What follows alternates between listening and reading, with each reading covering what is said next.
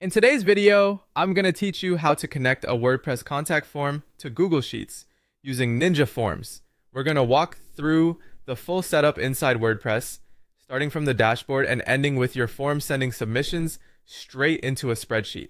This is a great way to organize leads, contact requests, or any other form entries in a format that's easy to view, sort, and share.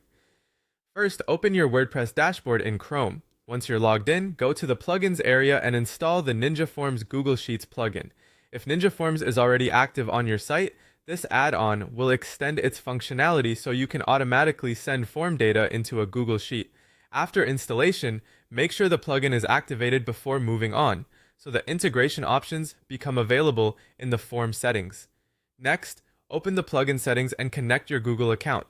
This step allows WordPress to communicate securely with your Google Sheets.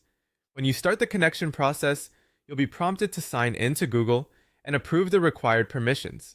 Be sure to use the Google account that has access to the spreadsheet you want to work with. Once the connection is successful, return to WordPress and confirm that the account is linked properly in the plugin settings. If you manage multiple Google accounts in your browser, it's a good idea to double check that you selected the correct one. After that, go to your contact form and open it for editing in Ninja Forms.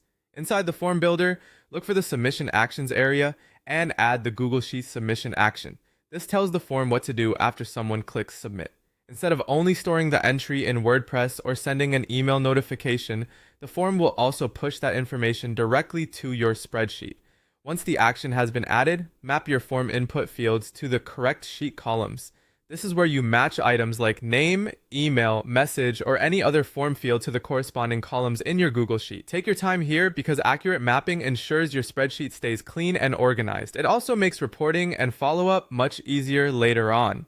When everything looks correct, click Publish to save the form changes. At that point, your integration is live. A smart final check is to submit a test entry through the form and verify that each value appears in the right column in Google Sheets. If it does, your setup is complete and ready to use.